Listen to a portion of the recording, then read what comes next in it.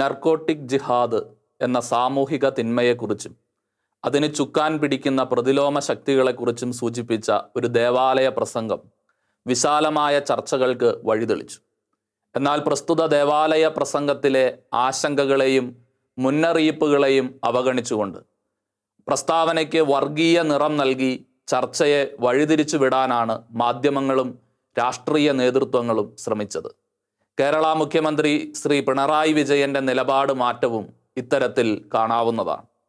എങ്കിലും നർക്കോട്ടിക് ജിഹാദ് എന്ന പദം കേരളത്തിൻ്റെ പൊതുബോധത്തിൽ വളരെ ആഴത്തിൽ പതിയുന്നതിന് ഈ ചർച്ചകളെല്ലാം കാരണമായി തീർന്നു. മയക്കുമരുന്നിൻ്റെ മൊത്തമായും ചില്ലറയായുമുള്ള വ്യാപാരത്തിലൂടെ ലഭിക്കുന്ന പണം തീവ്രവാദത്തിന് ഉപയോഗിക്കുന്നതിനെയാണ് നർക്കോട്ടിക് ജിഹാദ് എന്നതുകൊണ്ട് ഉദ്ദേശിക്കുന്നത് എന്ന് പൊതുസമൂഹം പഠിച്ചു.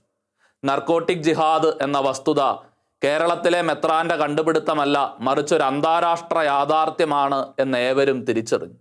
നർക്കോട്ടിക് ജിഹാദിന്റെ വസ്തുതകളും വാസ്തവങ്ങളും പരിശോധിക്കുന്ന സത്യാന്വേഷിയുടെ പുതിയ എപ്പിസോഡിലേക്ക് ഏവർക്കും സ്വാഗതം.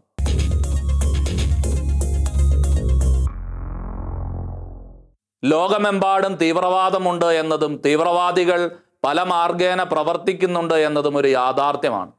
ഏതെങ്കിലും ആശയങ്ങളോടോ പ്രസ്ഥാനങ്ങളോടോ കടുത്ത ആഭിമുഖ്യം പുലർത്തുന്നതും വിട്ടുവീഴ്ചയ്ക്കൊരുക്കമല്ലാത്ത നിലപാടുകൾ എടുക്കുന്നതുമാണ് തീവ്രവാദമായി നിർവചിക്കപ്പെടുന്നത്.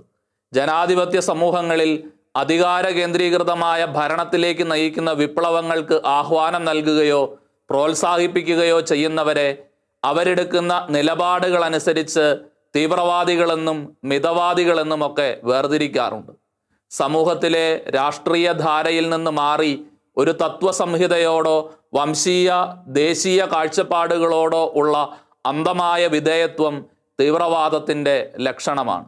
വംശീയം, ദേശീയം, വർഗീയം, മതപരം എന്നിങ്ങനെ തീവ്രവാദത്തെ വേർതിരിച്ച് മനസ്സിലാക്കാവുന്നതുമാണ്. 2021 സെപ്റ്റംബർ 11 സിഡ്നി ആസ്ഥാനമായുള്ള institute four economics and piece പുറത്തുവിട്ട ആഗോള തീവ്രവാദത്തിന്റെ സൂചിക ദ ഗ്ലോബൽ ടെററിസം ഇൻഡെക്സ് 2020 163 രാജ്യങ്ങളെ വിശദമായ പഠനത്തിന് വിധേയമാക്കിയിട്ടുണ്ട്. പ്രസ്തുത ഇൻഡെക്സ് അനുസരിച്ച് ലോകത്ത് ഏറ്റവും അധികം തീവ്രവാദ പ്രവർത്തനം നടക്കുന്ന രാജ്യം അഫ്ഗാനിസ്ഥാനാണ്. തീവ്രവാദ പ്രവർത്തനങ്ങൾ നടക്കുന്ന 163 ലോകരാജ്യങ്ങളിൽ 8ാമതായി ഇന്ത്യയുമുണ്ട് എന്നറിയുന്നിടത്താണ് നമ്മൾ ആശങ്കാകുലരാകേണ്ടത്. 2019 1750 തീവ്രവാദ അക്രമങ്ങൾ നടന്ന അഫ്ഗാനിസ്ഥാന് ഈ സൂചികയിലെ സ്കോർ 9.59 ആണെങ്കിൽ ഇന്ത്യയുടെ സ്കോർ 7.35 ആണ്. അഫ്ഗാനിസ്ഥാനിലേക്ക് എത്താൻ ഇന്ത്യക്ക് അധിക ദൂരമില്ലെന്ന് അർത്ഥം. പ്രസ്തുത സൂചികയനുസരിച്ച് തീവ്രവാദ പ്രവർത്തനങ്ങൾ നടക്കുന്ന ആദ്യത്തെ 50 രാജ്യങ്ങൾ എടുത്ത് പരിശോധിച്ചാൽ എല്ലാ തീവ്രവാദ പ്രവർത്തനങ്ങളും അതിക്രമങ്ങളും ഇസ്ലാമിക മതമൗലികവാദവുമായി അഭേദ്യം ബന്ധമുള്ളതാണ് എന്ന് മനസ്സിലാക്കാവുന്നതാണ്. ലോകത്തെല്ലായിടത്തും എല്ലാ രാജ്യങ്ങളും തീവ്രവാദികളിൽ നിന്ന് ബുദ്ധിമുട്ടുകൾ അനുഭവിക്കുന്നു. ഓരോ രാജ്യത്തും വിവിധ പേരുകളിലാണ് തീവ്രവാദ പ്രസ്ഥാനങ്ങൾ അറിയപ്പെടുന്നത്.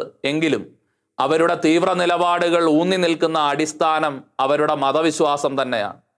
ദൗർഭാഗ്യവശാൽ ബഹുഭൂരിപക്ഷം ലോകരാജ്യങ്ങളിലും അത് ഇസ്ലാമികമാണ്.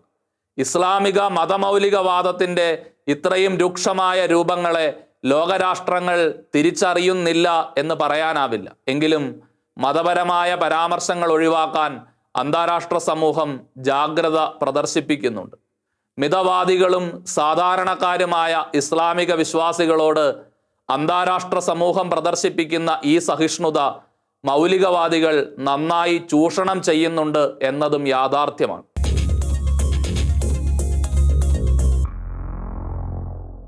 തീവ്രവാദത്തിന്റെ സാമ്പത്തിക സ്രോതസ്സുകളിൽ ഏറ്റവും പ്രധാനപ്പെട്ടതായി കൗൺസിൽ ഓഫ് യൂറോപ്പ് ചൂണ്ടിക്കാട്ടുന്നത് പ്രസ്തുത ഗ്രൂപ്പുകളുടെ നിയമവിരുദ്ധ പ്രവർത്തനങ്ങളാണ്. നിയമവിരുദ്ധ പ്രവർത്തനങ്ങൾ എന്നാൽ മയക്കുമരുന്ന്, ആയുധം എന്നിവയുടെ കള്ളക്കടത്തും മനുഷ്യക്കടത്തുമാണ് ഉദ്ദേശിക്കുന്നത്. രണ്ടാമതായിട്ടാണ് നിയമപരമായ മാർഗങ്ങളിലൂടെയുള്ള പണത്തെക്കുറിച്ച് കൗൺസിൽ സൂചിപ്പിക്കുന്നത്. അവ അംഗങ്ങളിൽ നിന്നുള്ള പിരിവും അധികാരമുള്ള രാജ്യങ്ങളിൽ പിരിക്കുന്ന നികുതിയും മറ്റ് ഉറവിടങ്ങളുമാണ്. 2008 financial action task force FATF പ്രസിദ്ധീകരിച്ച ടെററിസ്റ്റ് ഫിനാൻസിംഗ് എന്ന രേഖയിൽ തീവ്രവാദത്തിന്റെ ഫണ്ട് കണ്ടെത്തുന്നതിനെ സംബന്ധിച്ചുള്ള കേസ് സ്റ്റഡികളോട് കൂടിയ വിശദീകരണങ്ങളുണ്ട്. പ്രസ്തുത രേഖയനുസരിച്ച് നിയമപരമായ മാർഗത്തിലൂടെ പണം കണ്ടെത്തുന്നതിൻ്റെ ഏറ്റവും പ്രധാന മാർഗം ചാരിറ്റി പ്രവർത്തനങ്ങളാണ്. ബെൽജിയം, UK, റഷ്യ, അമേരിക്ക എന്നിവിടങ്ങളിൽ നിന്നുള്ള ഉദാഹരണങ്ങൾ നിരത്തിക്കൊണ്ടാണ് രേഖ ചാരിറ്റിയുടെ മറവിൽ നടക്കുന്ന തീവ്രവാദ ഫണ്ടിങ്ങിനെ കുറിച്ച് വെളിപ്പെടുത്തുന്നത്. നിയമവിരുദ്ധ മാർഗങ്ങളിലൂടെയുള്ള സാമ്പത്തിക സമാഹരണത്തിൻ്റെ പ്രഥമ മാർഗമായി ഈ രേഖയും ചൂണ്ടിക്കാട്ടുന്നത് മയക്കുമരുന്നിൻ്റെ കള്ളക്കടത്ത് തന്നെയാണ്. അമേരിക്കയിൽ നിന്നാണ് നിരവധി ഉദാഹരണങ്ങളുള്ളത്.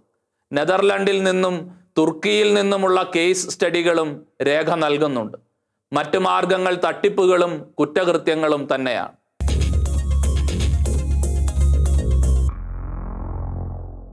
ഇസ്ലാം മതവിശ്വാസത്തിൻ്റെ അടിസ്ഥാനമായി മനസ്സിലാക്കേണ്ട 5 പ്രധാന തൂണുകളുണ്ട്. വിശ്വാസം ഏറ്റുപറച്ചിൽ അഥവാ ഷഹാദ, പ്രാർത്ഥന അഥവാ സലത്ത്, ദാനധർമ്മം അഥവാ സക്കാത്ത്, മക്കയിലേക്കുള്ള തീർത്ഥാടനം അഥവാ ഹജ്ജ്, നോമ്പാചരണം, സ്വാം എന്നിവയാണ് ഈ 5 തൂണുകൾ. ഇവ കൂടാതെ 6ാമതൊരു തൂണായി ചില മുസ്ലിം പണ്ഡിതരെങ്കിലും ജിഹാദിനെ കണക്കാക്കുന്നുണ്ട്. വളരെയേറെ ദുർവ്യാഖ്യാനം ചെയ്യപ്പെടുകയും തെറ്റിദ്ധരിക്കപ്പെടുകയും ചെയ്യുന്ന ഒരു പദമാണ് ഇത്. ജുഹദ് എന്ന മൂലധാതുവിൽ നിന്നാണ് അറബിക് വാക്കായ ജിഹാദ് ഉണ്ടാകുന്നത്. ജുഹദ് എന്ന വാക്കിൻ്റെ അർത്ഥം പരിശ്രമിക്കുക, കഷ്ടപ്പെടുക എന്നൊക്കെയാണ്. തീവ്രമായി അധ്വാനിക്കുക എന്ന അർത്ഥമുള്ള ഇജ്തിഹാദ് എന്ന പദവും ഇതിനോട് ബന്ധപ്പെട്ടതാണ്. ആയതിനാൽ തീവ്രമായി അധ്വാനിക്കുക, കഠിനമായി പരിശ്രമിക്കുക എന്നൊക്കെയാണ് ജിഹാദ് കൊണ്ട് അർത്ഥമാക്കുന്നത്. പ്രശസ്ത എഴുത്തുകാരനും മുസ്ലിം പണ്ഡിതനുമായ അസ്കർ അലി എഞ്ചിനീയറുടെ അഭിപ്രായത്തിൽ 2 തരം ജിഹാദുകൾ ഉണ്ട്. ഒന്ന് ജിഹാദ് അൽ അക്ബർ, വലിയ ജിഹാദ്. തൻ്റെ തന്നെ ഉള്ളിലുള്ള തിന്മകൾക്കെതിരെ ഒരുവൻ നടത്തുന്ന പോരാട്ടമാണ് അത്. ഒരു ഇന്റേണൽ സ്ട്രഗിൾ എന്ന് വേണമെങ്കിൽ പറയാം. രണ്ടാമത്തേത് ജിഹാദ് അൽ അസ്കർ, ചെറിയ ജിഹാദാണ്. ഒരുവനെ അവൻ്റെ മതാചാരങ്ങൾ അനുഷ്ഠിക്കാൻ ശത്രുക്കൾ അനുവദിക്കുന്നില്ലെങ്കിൽ ആ ശത്രുവിനെതിരെ നടത്തുന്ന സമരമാണത്. മുഹമ്മദ് നബി മക്കയിലായിരുന്നപ്പോൾ ലഭിച്ച സൂറത്തുകളിൽ പരാമർശിക്കുന്ന ജിഹാദ് എന്ന പദത്തിന് ധാർമ്മികവും ആധ്യാത്മികവുമായ അർത്ഥമായിരുന്നു ഉണ്ടായിരുന്നത്. ബഹുദൈവ വിശ്വാസികളുടെ കുതന്ത്രങ്ങളിൽ നിന്ന് ഇസ്ലാം മതവിശ്വാസം സംരക്ഷിക്കാൻ അള്ളാഹുവിൻ്റെ മാർഗത്തിൽ സമരം ചെയ്യുക എന്നതായിരുന്നു ജിഹാദ് കൊണ്ട് ഉദ്ദേശിച്ചിരുന്നത്. എന്നാൽ മുഹമ്മദ് നബിയുടെ മദീന കാലഘട്ടത്തിൽ നടന്ന ബാദർ യുദ്ധത്തോടുകൂടി ജിഹാദ് എന്ന വാക്കിന് അക്രമസമരം എന്ന അർത്ഥധ്വനി കൈവന്നു. നബിയുടെ മരണശേഷമാണ് ഈ അർത്ഥധ്വനി ജിഹാദിന് ലഭിക്കുന്നത് എന്ന് അഭിപ്രായപ്പെടുന്ന പണ്ഡിതരുമുണ്ട്. ഇന്ന് ജിഹാദ് എന്നാൽ വിശുദ്ധ യുദ്ധം എന്നാണ്, ഹോളി വാർ എന്നാണ് മനസ്സിലാക്കപ്പെടുന്നത്. മുസ്ലിം അമുസ്ലിം ചിന്തകളിലും അത് അപ്രകാരം തന്നെയാണ്. ജിഹാദ് എന്ന വാക്കുകൊണ്ട് യഥാർത്ഥത്തിൽ ഉദ്ദേശിക്കപ്പെട്ട അർത്ഥം മനസ്സിലാക്കാതെ മതപ്രചരണത്തിനായും ഭീകരവാദ പ്രവർത്തനങ്ങളുടെ ന്യായീകരണത്തിനായും ഈ വാക്ക് ദുർവ്യാഖ്യാനം ചെയ്യപ്പെടുന്നുണ്ട്. വ്യക്തി താൽപ്പര്യങ്ങൾക്കും രാഷ്ട്രീയ സാമ്പത്തിക മുതലെടുപ്പിനു വേണ്ടിയും ഖുറാനെയും ഇസ്ലാമിക നിയമങ്ങളെയും വളച്ചൊടിച്ച് ഉപയോഗിക്കുന്ന ഇസ്ലാമിസ്റ്റുകളുടെ കയ്യിലെ ക്രൂരമായ ഉപകരണമായി മാറിയിരിക്കുകയാണ് ജിഹാദ് എന്ന ആശയവും അതിൻ്റെ വ്യാഖ്യാനങ്ങളും. Palestinian Islamic Jihad, Islamic Jihad union, Harkatul Jihad e Islami, Harkat ul Jihad e Islami, Indian Mujahideen Shura council in the environs of Jerusalem, Hizbul Mujahideen തുടങ്ങിയ ഗ്രൂപ്പുകളും അവയുടെ പ്രവർത്തനങ്ങളും ജിഹാദ് എന്നാൽ വെറും തിന്മയ്ക്കെതിരെയുള്ള ആന്തരികമായ യുദ്ധമായിട്ടല്ല ഇസ്ലാമിക ഗ്രൂപ്പുകൾ തന്നെ ജിഹാദിനെ കാണുന്നത് എന്നതിൻ്റെ തെളിവാണ്. മുജാഹിദീൻ എന്ന വാക്കിൻ്റെ അർത്ഥം ജിഹാദിൽ ഏർപ്പെട്ടിരിക്കുന്നവൻ എന്നാണ് എന്നും ഓർക്കണം. അതുകൊണ്ട് ജിഹാദ് എന്നാൽ വെറുമൊരു ഇന്റേണൽ സ്ട്രഗിൾ അല്ല എന്ന് ലോകത്തെ പഠിപ്പിച്ചത് ഇത്തരം ഇസ്ലാമിസ്റ്റ് ജിഹാദി മുജാഹിദ് ഗ്രൂപ്പുകൾ തന്നെയാണ്. അമുസ്ലിമുകളെ നശിപ്പിക്കണമെന്നും അത് അള്ളാഹുവിൻ്റെ ആഗ്രഹമാണെന്നുമുള്ള ആഹ്വാനം ലോകം കേട്ടത് ഇവരിൽ നിന്നാണ്. ഈ രീതിയിൽ ജിഹാദ് നടത്തുന്നതിന് പല മാർഗങ്ങളും ജിഹാദികൾ അവലംബിക്കുന്നുണ്ട് എന്നുള്ളത് പരസ്യമായ രഹസ്യവുമാണ്. ഭീകരാക്രമണങ്ങൾ, കള്ളക്കടത്ത്, മനുഷ്യക്കടത്ത്, തട്ടിക്കൊണ്ടുപോകൽ, മയക്കുമരുന്ന്, സ്ത്രീപീഡനങ്ങൾ തുടങ്ങി സകല ഹൈ പ്രൊഫൈൽ കുറ്റകൃത്യങ്ങളും ജിഹാദിനോട് ചേർത്തുവെച്ച് വായിക്കാൻ ലോകത്തെ പഠിപ്പിച്ചത് ഈ ഇസ്ലാമിസ്റ്റ് തീവ്രവാദ ഗ്രൂപ്പുകൾ തന്നെയാണ്. ജിഹാദ് എന്ന വാക്കിനെ ഇങ്ങനെ ഉപയോഗിക്കരുത് എന്ന് പറഞ്ഞ് ഇത്തരം ഗ്രൂപ്പുകളോടായി ആരെങ്കിലും പറഞ്ഞിട്ടുള്ളത് നമുക്കറിയില്ല.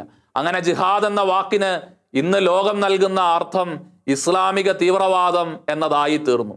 അത് ആരുടെ കുറ്റമായിട്ടാണ് നമുക്ക് പരിഗണിക്കാൻ കഴിയുക?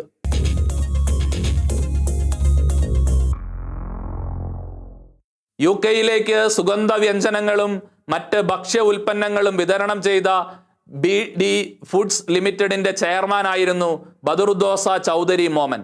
എന്നാൽ തൻ്റെ ഭക്ഷ്യസ്ഥാപനത്തിന്റെ മറവിൽ ഗ്രേറ്റ് ബ്രിട്ടനിലേക്ക് നൂറുകണക്കിന് ദശലക്ഷം ഡോളർ വിലമതിക്കുന്ന ഹെറോയിൻ കടത്തിയതിന് അദ്ദേഹം അറസ്റ്റ് ചെയ്യപ്പെട്ടു. എന്നാൽ തൻ്റെ മയക്കുമരുന്ന് കള്ളക്കടത്ത് പ്രവർത്തനങ്ങളെ ന്യായീകരിച്ചുകൊണ്ട് അദ്ദേഹം പറഞ്ഞത് ഇങ്ങനെയാണ്: പാശ്ചാത്യ സമൂഹത്തെ മയക്കുമരുന്ന് ഉപയോഗിച്ച് നശിപ്പിക്കുന്നത് ഞങ്ങളുടെ മഹത്തായ ഉത്തരവാദിത്വത്തിന്റെ ഭാഗമാണ്. മയക്കുമരുന്ന് കച്ചവടത്തെക്കുറിച്ചുള്ള തൻ്റെ ന്യായീകരണമാണ് അദ്ദേഹം നൽകിയത്. ഇസ്ലാമിക വിശ്വാസിയായ മോമൻ മതപരമായ ഒരു പ്രസ്താവനയാണ് ഇവിടെ നൽകിയത്. 2006 മെയ് 28 ഗാർഡിയൻ ഇദ്ദേഹത്തിന്റെ അറസ്റ്റ് സംബന്ധമായ വാർത്ത നൽകിയത് ഓൺലൈനായി ഇപ്പോഴും നിങ്ങൾക്ക് വായിക്കാവുന്നതാണ്. മറ്റൊരു സന്ദർഭത്തിൽ പാകിസ്ഥാൻ പത്രപ്രവർത്തകൻ അഹമ്മദ് റഷീദ് ഒരു അഫ്ഗാൻ ഉദ്യോഗസ്ഥനുമായി നടത്തിയ അഭിമുഖത്തിൽ പറഞ്ഞത് ഇപ്രകാരമാണ്: കറുപ്പ് അനുവദനീയമാണ്, കാരണം അത് പടിഞ്ഞാറൻ കാഫിറുകൾക്ക്, അവിശ്വാസികൾക്ക് വേണ്ടിയുള്ളതാണ്. അവരത് കഴിക്കുന്നു. മുസ്ലിങ്ങളോ അഫ്ഗാനികളോ അല്ല അത് ഉപയോഗിക്കുന്നത്. അതുകൊണ്ട് അത് ഹലാലാണ് എന്ന സൂചനയാണ് അദ്ദേഹം നൽകുന്നത്. മയക്കുമരുന്നും തീവ്രവാദവും ഭീകരപ്രവർത്തനവും തമ്മിലുള്ള ബന്ധം ഇത്രമാത്രം ആഴമുള്ളതും രാഷ്ട്രീയവും മതപരവുമായ സ്വഭാവങ്ങളുള്ളതുമാണ്. അഫ്ഗാനിസ്ഥാൻ, ഇറാൻ, പാകിസ്ഥാൻ എന്നീ രാജ്യങ്ങളിലാണ് ഏഷ്യയിൽ നിന്ന് ഏറ്റവും അധികം കറുപ്പ് അനധികൃതമായി ഉൽപ്പാദിപ്പിക്കപ്പെടുന്നത്. അഫ്ഗാനിസ്ഥാന്റെയും പാകിസ്ഥാന്റെയും ഭൂപ്രദേശങ്ങളിൽ 1960കളിൽ ആരംഭിച്ച കറുപ്പ് കൃഷിക്ക് ഇന്ന് വൻ കൂട്ടുകെട്ടുകളും വലിയ വിപണിയുമുണ്ട്. ലഹരി ഹറാമായ തീവ്ര മതവിശ്വാസികളുടെ നാടുകളിൽ തീവ്രമായ ലഹരി ഉൽപ്പാദിപ്പിക്കപ്പെടുന്നിടത്ത് തന്നെ ഒരു വൈരുദ്ധ്യം നമ്മൾ കാണുന്നുണ്ട്. ഈ വൈരുദ്ധ്യത്തിന് ആശയപരമായ ഉത്തരം നൽകുന്നതാണ് മോമന്റെയും അഹമ്മദ് റഷീദിന്റെയും വെളിപ്പെടുത്തലുകൾ. അതിനാൽ തന്നെ അന്താരാഷ്ട്ര തലത്തിൽ ഇതൊരു ജിഹാദാണ് എന്ന വസ്തുത വ്യാപകമായി കഴിഞ്ഞ ദശകങ്ങളിൽ ചർച്ച ചെയ്യപ്പെട്ടിരുന്നു. മതപരവും പ്രത്യയശാസ്ത്രപരവുമായ ലക്ഷ്യങ്ങൾ മുൻനിർത്തിക്കൊണ്ട് ഇസ്ലാമികമല്ലാത്ത ലഹരിയുടെ മാർഗങ്ങൾ പോലും തിരഞ്ഞെടുക്കുന്ന ഭീകര സംഘടനകളെയും വെളിച്ചത്ത് കൊണ്ടുവരുവാൻ അതിനെ തുടർന്നുണ്ടായ അന്വേഷണങ്ങൾക്കും പഠനങ്ങൾക്കും സാധിച്ചിട്ടുണ്ട്. 2003 അമേരിക്കൻ സെനറ്റിന്റെ 108ാം കോൺഗ്രസിന്റെ ആദ്യ സെഷൻ ചർച്ച ചെയ്ത വിഷയം narco terrorism, international drug trafficking and terrorism, A dangerous mix എന്നതായിരുന്നു. ഓറിൻ ജി ഹാച്ചിന്റെ ആദ്യ സ്റ്റേറ്റ്മെന്റിൽ ഇനി പറയുന്ന വാചകങ്ങൾ വായിക്കാൻ സാധിക്കും: narco terrorist participate directly or indirectly in the cultivation, manufacture, transportation and distribution of controlled substances. Several terrorist groups provide security for drug traffickers transporting their products through territories under the control of terrorist organizations of their supporters. അമേരിക്കയിൽ മാത്രമല്ല, Belgium, UK, Russia, France, Germany, Netherlands, തുർക്കി എന്നിവിടങ്ങളിലെല്ലാം സമാന സ്വഭാവത്തിലുള്ള തീവ്രവാദ പ്രവർത്തനങ്ങളുടെ തെളിവുകളുണ്ട്. മുൻപ് സൂചിപ്പിച്ച ഫിനാൻഷ്യൽ ആക്ഷൻ ടാസ്ക് ഫോഴ്സിന്റെ ടെററിസ്റ്റ് ഫിനാൻസിംഗ് എന്ന രേഖയിൽ ഈ കേസ് സ്റ്റഡികൾ നമുക്ക് കാണാവുന്നതാണ്. അതുകൊണ്ട് ഇത്തരമൊരു അന്താരാഷ്ട്ര സാഹചര്യത്തിൽ നർക്കോട്ടിക് ജിഹാദ് എന്ന പദത്തിന് വലിയ പ്രസക്തിയുണ്ട്. ലോകത്തെ തന്നെ ഗ്രസിച്ചിരിക്കുന്ന തീവ്രവാദം എന്ന കൊടും വിപത്തിലേക്കുള്ള വിരൽ ചൂണ്ടി കൂടിയാണ് ഈ ആശയം. ആയതിനാൽ കേരളത്തിൽ ചർച്ച ചെയ്യപ്പെട്ട നർക്കോട്ടിക് ജിഹാദ് എന്ന പദവും ആശയവും കേരളത്തിൽ ആരുടെയെങ്കിലും സൃഷ്ടിയാണ് എന്ന് പറയുക അസാധ്യമാണ്. ആഗോളതലത്തിൽ ചർച്ച ചെയ്യപ്പെടുന്ന ഒരു വിഷയത്തെ പ്രാദേശികമായ വാർത്തകളുടെയും സാമൂഹിക യാഥാർത്ഥ്യങ്ങളുടെയും വെളിച്ചത്തിൽ വിശകലനം ചെയ്ത് തൻ്റെ ആത്മീയ പരിപാലനത്തിന് ഭരമേൽപ്പിക്കപ്പെട്ടിരിക്കുന്നവർക്ക് മുന്നറിയിപ്പ് കൊടുക്കുക മാത്രമാണ് പാലാ രൂപതാ മെത്രാൻ ചെയ്തിരിക്കുന്നത്. മുസ്ലിങ്ങളെ വെറുക്കണമെന്നോ അകറ്റി നിർത്തണമെന്നോ അദ്ദേഹം പറയുന്നില്ല. അതേസമയം ഭീകരവാദത്തിലേക്കും മയക്കുമരുന്നിലേക്കും നയിക്കുന്ന സംഘടിത സംവിധാനങ്ങളെക്കുറിച്ച് കരുതലുണ്ടാകണം എന്നതാണ് അദ്ദേഹം സൂചിപ്പിച്ചത്. തീർച്ചയായും അതിന് അധികാരവും അർഹതയുമുള്ള വ്യക്തി കൂടിയാണ് സിറോ മലബാർ സഭയുടെ ഒരു രൂപതാധ്യക്ഷൻ കൂടിയായ ബിഷപ്പ് ജോസഫ് കല്ലറങ്ങാട്ട്.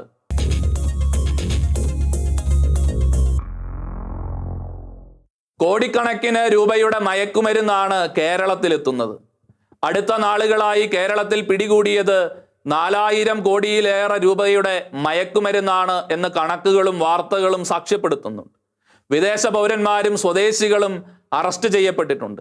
അഫ്ഗാനിസ്ഥാൻ മാത്രം ഉൽപ്പാദിപ്പിക്കുന്ന മാരക രാസമയക്കുമരുന്നായ MDMA കടത്ത് നടത്തിയ സംഘത്തെ 2021 ഓഗസ്റ്റിൽ കസ്റ്റംസ് പിടികൂടി. അഫ്ഗാനിൽ നിന്നുള്ള മയക്കുമരുന്ന് കേരളത്തിന്റെ കൊച്ചിയിൽ വിറ്റഴിക്കപ്പെടണമെങ്കിൽ അതിന്റെ ശൃംഖല എത്തി നിൽക്കുന്നത് എവിടെയായിരിക്കും? താലിബാൻ അഫ്ഗാനിസ്ഥാനിൽ നിർമ്മിക്കുന്ന മയക്കുമരുന്ന് കൊച്ചിയിൽ ലഭ്യമാകുന്നുണ്ട് എങ്കിൽ കേരളത്തിന്റെ അഫ്ഗാൻ ബന്ധത്തെക്കുറിച്ച് ഇനി അധികം സംശയിക്കേണ്ടതുണ്ടോ? ചില സ്ത്രീജനങ്ങൾ പള്ളിപ്രസംഗത്തിൽ വർഗീയത ആരോപിച്ചുകൊണ്ട് നടത്തിയ കുർബാന ബഹിഷ്കരണ നാടകം സംപ്രേഷണം ചെയ്തത് തുർക്കിയുടെ ഔദ്യോഗിക ചാനലാണ് എന്നതും കേരളം കണ്ടുകൊണ്ടിരിക്കുകയാണ്. മലയാളി IS ഭീകരർ കേരളത്തിൽ നിന്ന് പലായനം ചെയ്തു പോയത് സിറിയയിലേക്കായിരുന്നു. കേരളത്തിന് തീവ്രവാദ പ്രസ്ഥാനങ്ങളുമായും ഭൂപ്രദേശങ്ങളുമായും തീവ്രവാദം നടക്കുന്ന ഇടങ്ങളുമായും തീവ്രവാദത്തിന് പണം കണ്ടെത്താൻ മതമൗലികവാദികൾ നടത്തുന്ന മയക്കുമരുന്ന് കച്ചവടങ്ങളുമായും അഭേദ്യമായ ബന്ധങ്ങളുണ്ട് എന്നത് തന്നെയാണ് ഇതിലൂടെയെല്ലാം തെളിയുന്നത്. അതിനാൽ തന്നെ നിക്ഷിപ്ത താല്പര്യങ്ങളോടെ കേരളത്തിൽ പ്രവർത്തിക്കുന്ന നർക്കോട്ടിക് ജിഹാദി ഗ്രൂപ്പുകളെ സൂക്ഷിക്കണമെന്ന ആഹ്വാനം ക്രൈസ്തവ സമുദായത്തോട് മാത്രമായുള്ള സൂചനയായിട്ടായിരുന്നില്ല കേരളത്തിന്റെ പൊതുസമൂഹം സ്വീകരിക്കേണ്ടിയിരുന്നത്. മറിച്ച് കേരളത്തിന്റെ പൊതുസമൂഹത്തിന് തന്നെ നൽകപ്പെട്ട ഗൗരവമേറിയ ജാഗ്രതാ നിർദ്ദേശമായിട്ടായിരുന്നു.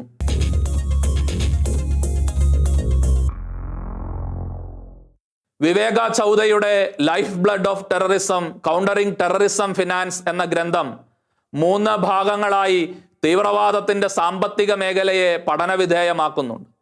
മയക്കുമരുന്നും കുറ്റകൃത്യങ്ങളും കൈകാര്യം ചെയ്യുന്ന ഐക്യരാഷ്ട്രസഭയുടെ ഓഫീസ് 2017 പുറത്തിറക്കിയ ഒരു പഠനത്തിന്റെ തലക്കെട്ട് the drug problem and organised crime, illicit financial flows, corruption and terrorism എന്നതാണ്. ഈ പഠനത്തിന്റെ 4ാമത്തെ സെക്ഷൻ മയക്കുമരുന്നിനെയും തീവ്രവാദത്തെയും കുറിച്ച് വ്യക്തമായ വിശദീകരണം നൽകുന്നുണ്ട്. അമേരിക്കയിൽ ഫെഡറൽ റിസർച്ച് ഡിവിഷന്റെ നേതൃത്വത്തിൽ 2002 തയ്യാറാക്കപ്പെട്ട ഒരു റിപ്പോർട്ടിന്റെ തലക്കെട്ട് A global overview of narcotics funded terrorist and other extremist groups എന്നതായിരുന്നു. ലത്തീൻ അമേരിക്കയിലെ ഇസ്ലാമിക മതമൗലികവാദികളുടെ നർക്കോട്ടിക് വ്യാപാരത്തെക്കുറിച്ചും ലെബനനിലും സിറിയയിലും ഹിസ്ബുള്ളയുടെ നേതൃത്വത്തിൽ നടക്കുന്ന മയക്കുമരുന്ന് കച്ചവടങ്ങളെക്കുറിച്ചും അൽബേനിയയിലും ബാൾക്കൻ പ്രദേശങ്ങളിലുമുള്ള മയക്കുമരുന്ന് കച്ചവടങ്ങളെയും തീവ്രവാദത്തെയും കുറിച്ചും മധ്യേഷ്യയിലെ സമാനമായ ഭീകരാവസ്ഥകളെക്കുറിച്ചുമെല്ലാം ഈ റിപ്പോർട്ട് പഠനാധിഷ്ഠിതമായി വിശദീകരിച്ചിട്ടുണ്ട്. വസ്തുതകളും വാസ്തവങ്ങളും അപഗ്രഥിച്ച് ചില ഗ്രൂപ്പുകൾ നടത്തുന്ന നർക്കോട്ടിക് ജിഹാദിനെ കുറിച്ച് ബിഷപ്പ് നൽകിയ മുന്നറിയിപ്പിനെ വർഗീയ പരാമർശമായി വളച്ചൊടിച്ച പത്രമാധ്യമങ്ങളും സാംസ്കാരിക നായകന്മാരും രാഷ്ട്രീയക്കാരും യാഥാർത്ഥ്യത്തെ തമസ്കരിക്കാൻ തിടുക്കം കാട്ടുന്നത് എന്തുകൊണ്ടായിരിക്കാം? അന്താരാഷ്ട്ര സമൂഹവും കേരളമെന്ന കൊച്ചു സംസ്ഥാനവും അഭിമുഖീകരിക്കുന്ന അതീവ ഗൗരവ സ്വഭാവമുള്ള ഈ പ്രതിസന്ധിയെ തൃണവൽഗണിക്കാൻ മേൽപ്പറഞ്ഞ സഖ്യത്തിന്, അതായത് മാധ്യമങ്ങൾ, സാംസ്കാരിക നായകർ, രാഷ്ട്രീയക്കാർ, ഈ സഖ്യത്തിന് സാധിക്കുന്നത് വിവരമില്ലാത്തത് കൊണ്ടാണോ ഭയം കൊണ്ടാണോ എന്ന് മാത്രം അറിഞ്ഞാൽ മതി. നമ്മെ ചൂഷണം ചെയ്യുന്നവർ മുതലെടുക്കുന്നത് നമ്മുടെ ഭയവും അജ്ഞതയുമാണ് എന്ന തിരിച്ചറിവാണ് ഇപ്പോൾ പ്രധാനം. സത്യാന്വേഷിയുടെ ഈ എപ്പിസോഡ് ഇവിടെ പൂർണ്ണമാകുന്നു.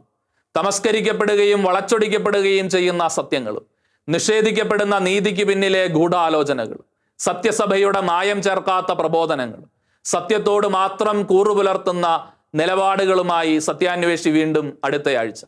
നിങ്ങളുടെ അഭിപ്രായങ്ങളും നിർദ്ദേശങ്ങളും താഴെ കാണുന്ന ഇമെയിലിൽ ഞങ്ങൾക്ക് എഴുതുക. സത്യം നിങ്ങളെ സ്വതന്ത്രരാക്കട്ടെ.